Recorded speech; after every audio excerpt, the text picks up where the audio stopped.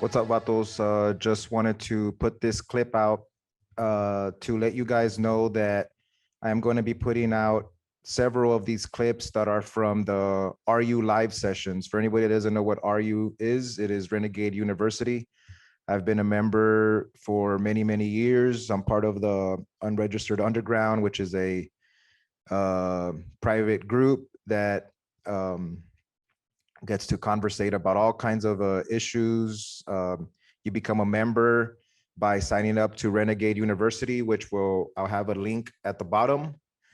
And this clip is from when I was allowed to ask a question. You get to hear in these sessions, you get to hear different guests come in, and then anybody that wants to ask a question can ask a question. So like I said, I got special permission to put out several of these clips of over the years when I've been able to ask some questions to some cool people. This one was with Curtis Yarvin. I hope you enjoy it.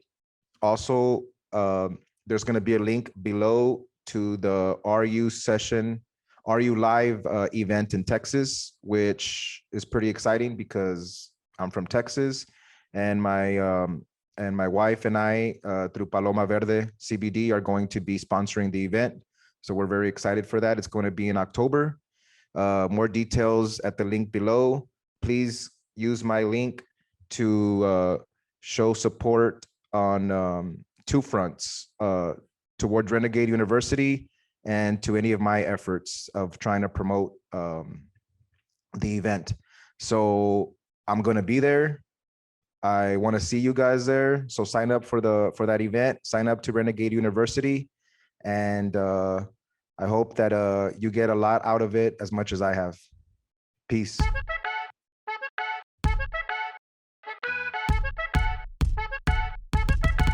We'll go with Carlos first because he was first. He's been waiting a long time. Hey, what's up, man? Hey. My question is kind of like, I guess maybe you can clarify. When Dad was kind of bringing up possibly a contradiction, you kind of pulled back and said, an equilibrium.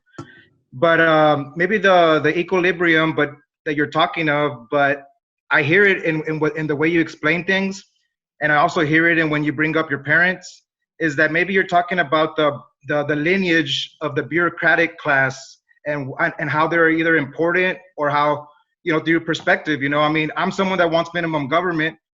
I'd like to hear some insights into like your parents and how you watched them, how you saw them, some of that stuff. That's my question. So Carlos, where are you calling from? Are you from the U.S.? You have a cool background there. Oh, San Antonio. Gotcha. San Antonio, Gotcha. Texas. So partly the U.S. Partly the U.S. Yeah. But you could be a Tejano, But yeah. I mean, the thing is that what I lived in a number of countries as a kid. One of them was our first tour overseas. It was actually the Dominican Republic. Wow. So, you see there's a lot of contrasts in that country. And this was, 79, 80 or so. A lot of contrasts in that country, at that time. And, that made a very strong impression. And you also gradually realize that the role of the Foreign Service is to be basically a proconsul in these countries, and not to, it's not like the government of the Dominican Republic and the government of the United States are peers. It's more like one of them is advising the other. Yes. Right. And so, you have this very asymmetric relationship that's asymmetric in a whole lot of different, ways. My father's first job doing this was this, one of the things when you join the State Department as a vice consul, your normal first job, you join and you get assigned to the consular track, and your first job is basically doing like 50 non-immigrant visa interviews a day. So you basically have to talk to someone in this office for like 5 minutes and decide whether they're like American enough, and basically like profile them. It's this insane relic of like a completely different time, right? And so, you're sort of like, the idea that sort of everything made sense and everything worked was difficult to reconcile, with that. I would say that when you look at third world countries, for example, and you say, okay, what could government do to govern more. I think that there's a lot you could do to even turn, San Antonio into Zurich. And a lot of that involves a sort of, I hate to say it, but regimentation. It involves basically the state knowing what is going on, like knowing who's even in the state, right? I mean, and the thing is that whenever you have minimum government in the sense of anarchy rather than in the sense of libertarianism, you have, tyranny naturally falls out of anarchy. They're really synonyms. They're not opposites at all. And so when you have anarchy and you have a country that doesn't even know to within a million, who's inside its borders, you have a situation that's very, very difficult to control. It's difficult to control, for example, viral outbreaks if you don't know who's in the country, right? And so you're sort of existing in the state of an absence of government, and the state was originally designed for Puritan farmers in Massachusetts or something.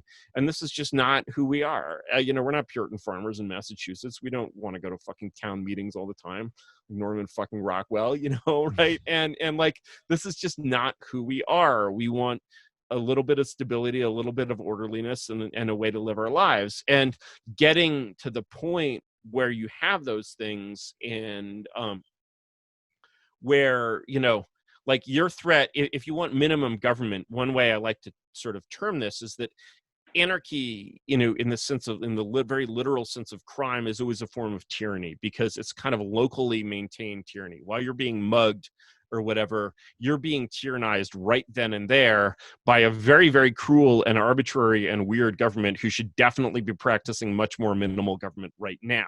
But the thing is that the withdrawal of that monopoly of force that allowed that anarchy to flourish is basically a crime of the state. The state is responsible.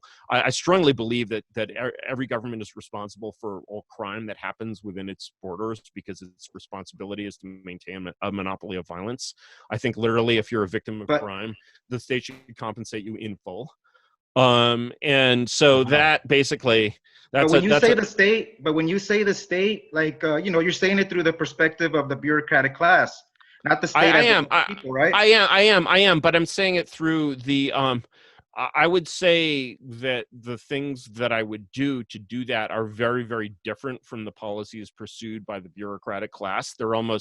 They actually, I would say if you were to take San Antonio and govern it the way Elizabeth I would govern it, you would be doing a much better job than the whole bureaucratic class put together. And that would be a very, very different, that would not be, I mean, if your education in political science comes from 20th century debates, you sort of wouldn't even recognize what Queen Elizabeth would want to do with San Antonio. But I think it would be pretty cool. No, but I just know it from what force is, right? I mean, if it's force, it's going to be force even at the sovereign level between two individuals, right? People hitting each other right in the face. So, I mean, you still understand force. Force, I would say, can... So I didn't go to a fancy school, but I know what force is, right? Well, yeah, but imagine you're in a war, right? So if you're in a war, you know what force is, right? So when you're in a war, imagine fighting a war by the rules of John Locke, right? So by basically the rules of polite society, I can't just shoot you in the head. I have to have a trial. You have to be guilty before a reasonable doubt before you can be shot in the head. However, if you try to conduct a war in that way, you're going to lose, right? And so actually what you see is that law, for me, is not the opposite. It's like, as law can only exist once a state of order exists, and that order is generally created by orderly force. And the thing is, the notion of orderly force and force that sort of kind of evolves from chaos to order into law it's just something that we haven't seen in our lifetimes. We just don't know how to do this.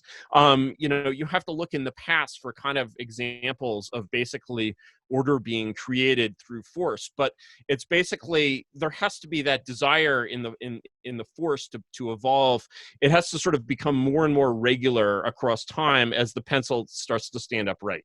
All right, fair enough. So then I'll leave you with this. Maybe every person that wins an election has to get one of its constituents to punch them in the face. I think some people would go for that. All right, back to you, Thad.